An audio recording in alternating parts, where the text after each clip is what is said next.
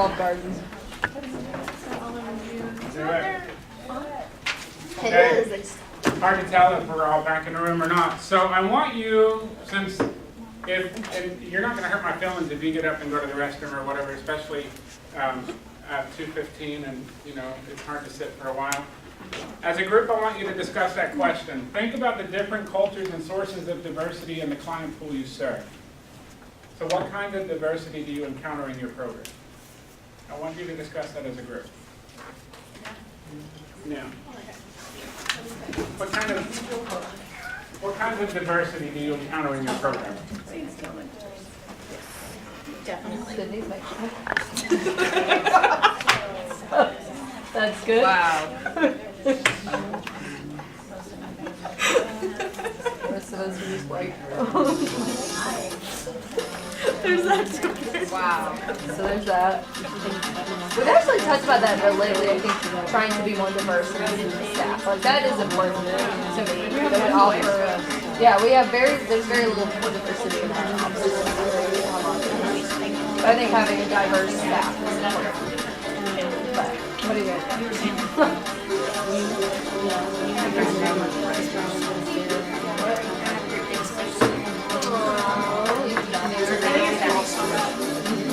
Yeah, it smells like tiramisu.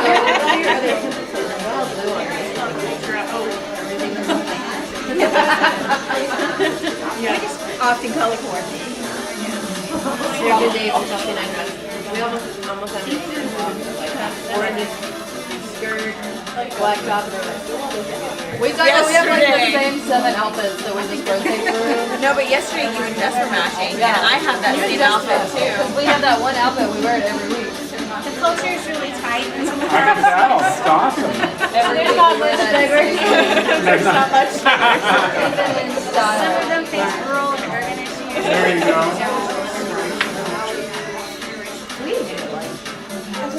It's a party right now. Yeah, It's so lit. we have to come like from an outfit that we could like really or Yeah, cheers, bye. Wow, that's what we call music.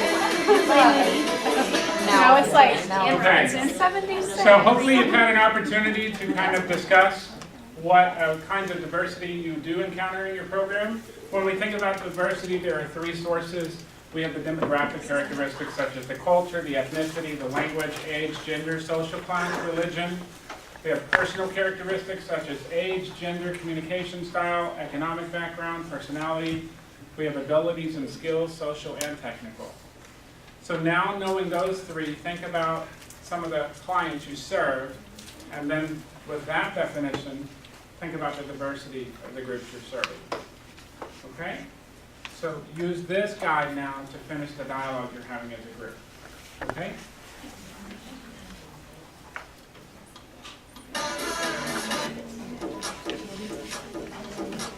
I would say. I think when you talk about diversity, we touched on they have 7 different outfits. So it's not the same outfit, it's uniform. It's 7 different outfits. So that's 7. Yes, we have different outfits every day. so happy with their style. Every You Monday picked is up on the that fashion same, conversation. Doesn't mean to stop you. wear those same jeans. I have those one pair of jeans It's that I wear. interesting if you go into our offices, even though we're spread out across 13 counties, you can see like different trends. And whenever they Wow. come together, you can tell who's who. Really? Yes. Big time. It's the remix. Yeah, this is the We safe got those music. remix. I like that. So, Well, it's just like we're gonna do some Aruba style. This needs to be our job. this is actually what I run to. I like it. This is what running mix. This is what I think I've done too. And grapevine. And grapevine. I got it. More than that. You got it. It's like working on it. You have that good stuff. You do have that good job. Okay, so when we look at the elements of diversity, it's talking about age, gender, ethnicity. Predominantly, do we have, we were talking about fashion in this group. Yeah. That they say, even though you're spread out through several counties, that she said that you can tell certain trends, I guess is the best way to say it, by the way, certain people dress. So I don't know that that's fitting your trend group. I You have would one pair of be some jeans. of our more urban offices. Oh, okay. So with some of our more rural offices, because they have to travel to meet the needs of those communities who may not have access to our offices. Right. Need to be prepared to change a flat tire or something should they That's be doing it. awesome. Like See? overalls. And that's a great way to describe what they're doing. Because it's a I have different like reason. straw hat. So when you look at the group you serve, do you have a specific age that you typically serve? Do you have a trend? What's that? 0 to 17. 0 to 17? Do some of you work with younger more than older? Okay. What about gender? I More feel like we girls get than more, boys? yeah, or I do. I get more teen girls than boys. Okay. But maybe that's just me. All right. What about You got the ethnicity? dudes. What about ethnicity? It's, we got a lot of A blend We or? don't get very many Are we Asian talking culture. just clients or Yes, staff? the people you're serving. I think it varies from office to office. Like for our Colleen office, they face challenges to where different languages could be German, could be Vietnamese, Right. could be Korean. Awesome. You know, and there's just a wide spectrum of issues that you deal with there that would be very different from our Stephenville office or, you know, More rednecks. Awesome. Plano or, yeah, around our office. Okay. That's the So population. one of the ones that tend to bring up a different discussion is the sexual orientation. Especially if you're working in certain areas, it's a lot more common to have a diverse sexual orientation versus if you're working in a more rural area where they're more traditional relationships. Would you agree? Mm-hmm. So what about income? You predominantly work with what? Low income. Economically challenged? What about education? The people you serve? Very. Very. Well, most, if you're serving kids, they're in school, but they're family sources. What about the religious beliefs? That changes by office too. Yeah? Yeah, some of our rural offices are more conservative and you know where they are on Sunday mornings, you know. Yeah. Okay. So when we look through this, when I think about this, what is diversity amongst humans, particularly in a social context? The term diversity refers to the presence in one population of a wide variety of cultures, opinions, ethnic groups, socioeconomic backgrounds, gender, sexual preference, and so on. So it goes back to that. It's considering the grouping of these and looking at how many different people have different views or different experiences with all of those. So when we go through this, what else is diversity is understanding how and why we're more alike than we are different. A lot of times, especially if someone's different, we become a little more uncomfortable. We tend to spend a lot of time talking about or looking at why they're different as opposed to trying to find a commonality of why we have things that we work towards the same. So, what isn't diversity? And I want us to focus on this a little. What isn't diversity is, it's not being politically correct. You know, it's not trying to make sure we say the right thing, and it's not saying the right words and having disdain in our actions and our hearts. It's not having to think just like everyone else or following the crowd. It's not therapy for the oppressed. It's not affirmative action. It's not a program to correct the problem. It's not a promotion requirement. It's not a gimmick. It's not a mistake. It's not, it allows us to be themselves and ourselves, but it's also recognizing that differences exist. Because that saying of, oh, I don't see any color, do you believe that? Do you believe that people don't see color? I think that's a goofy comment, don't you? I think that we exist amongst our differences. The term tolerance kind of drives me crazy, you know, when we're teaching tolerance. Why do we have to tolerate difference? You know? Isn't that a strong, ugly word? I'm going to tolerate you, you know? Versus, I'm going to embrace the differences and we're going to collectively look at what we can accomplish together. The word tolerance, it just eats all over me. And a lot of times when you hear about cultural trainings or diversity trainings, you hear, we're going to teach tolerance. And that insinuates or infers that, yeah, we know we're all better, so we're just going to tolerate the different people versus, does that make sense? Right.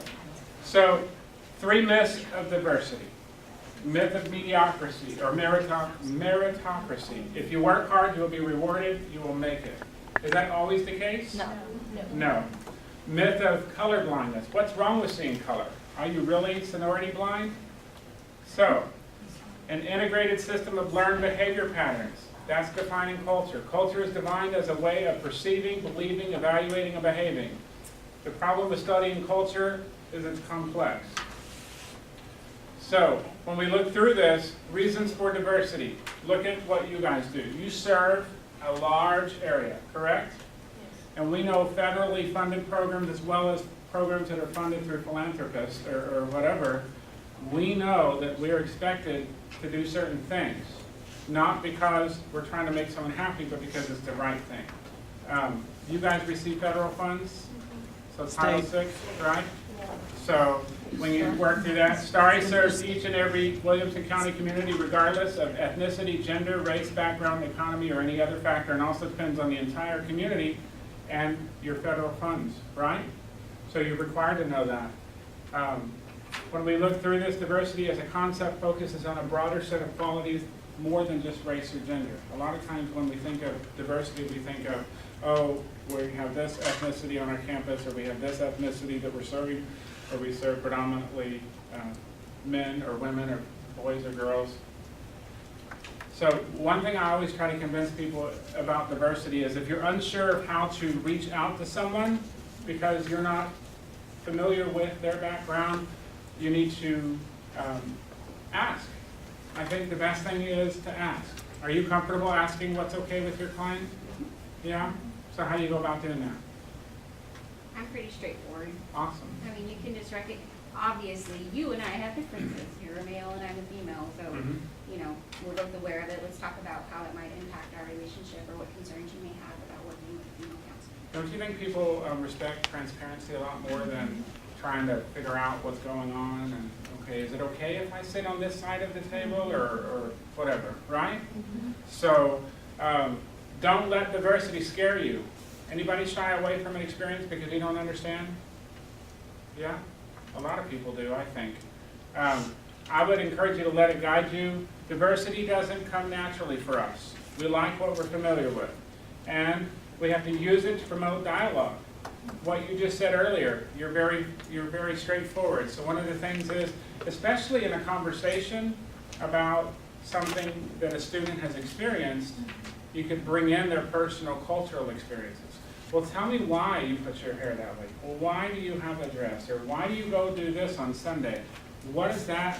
Why did you do that holiday? You can get them engaged in conversations about their personal life, and then what happens then? They open up, because we talked about one of the first things you have to establish is a relationship.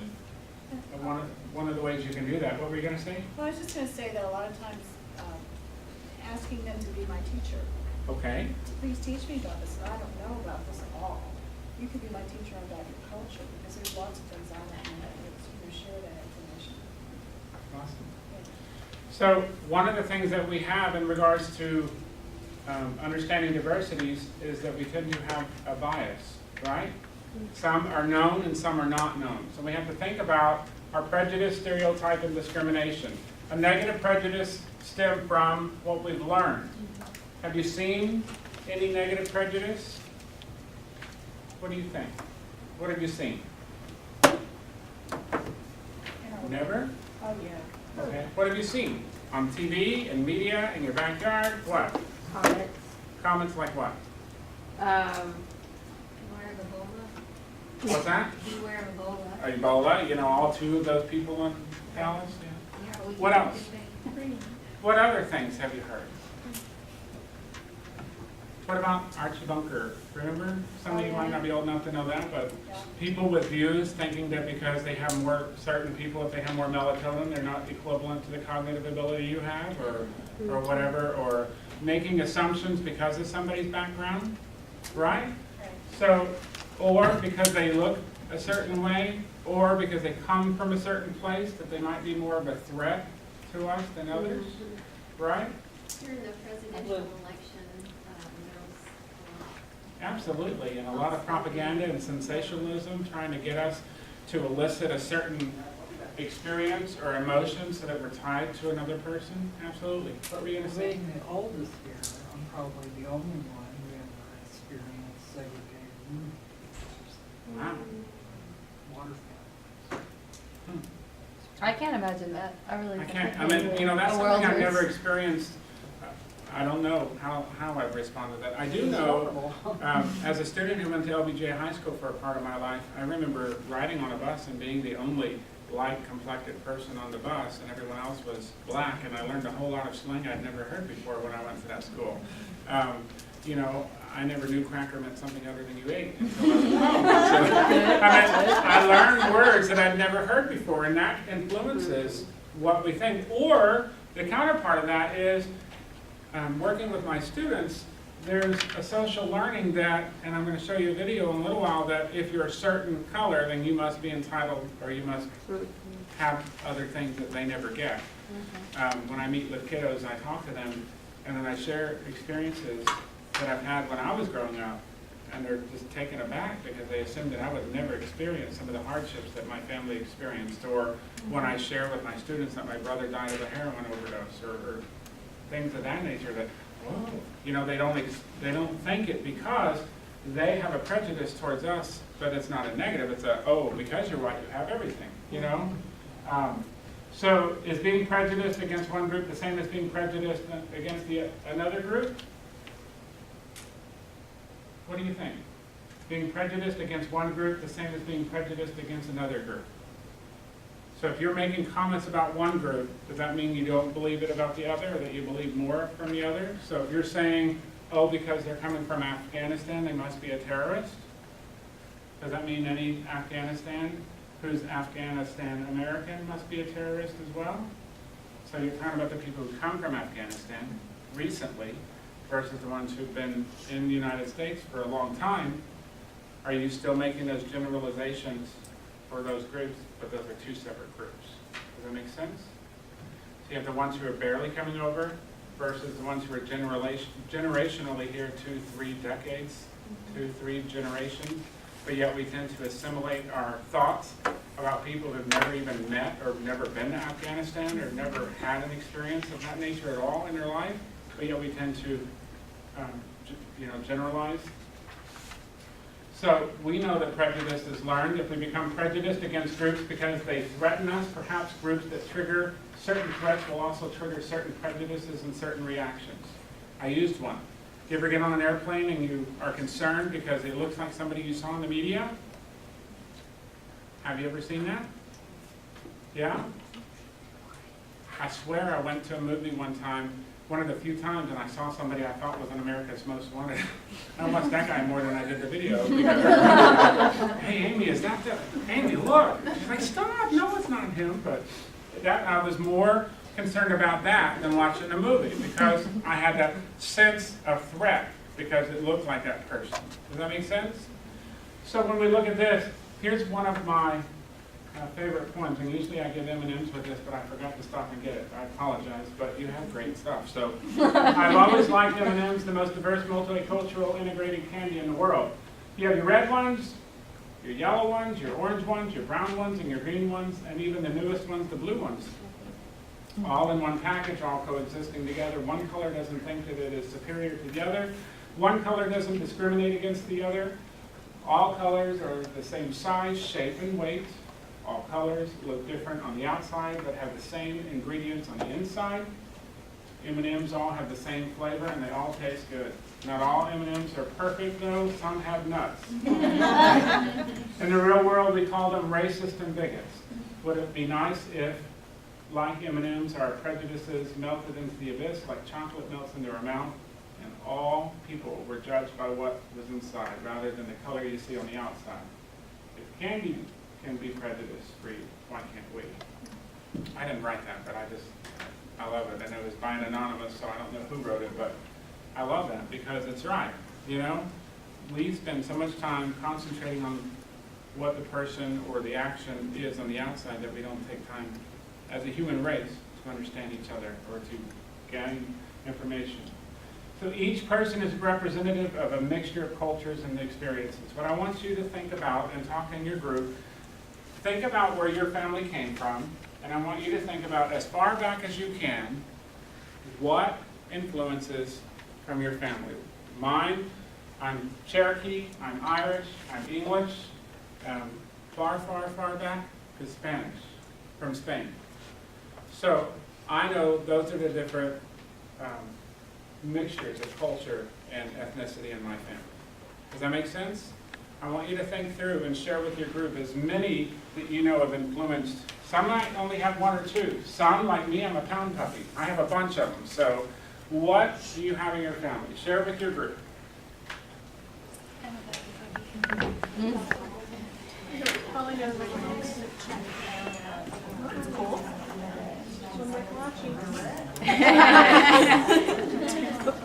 I have French, Canadian, and Hungarian. And I always think, at what point, do you just say I'm American? Because like, my family has been in Georgia for 6 or 7 generations. At what point do you just say? See, I'm not like mine.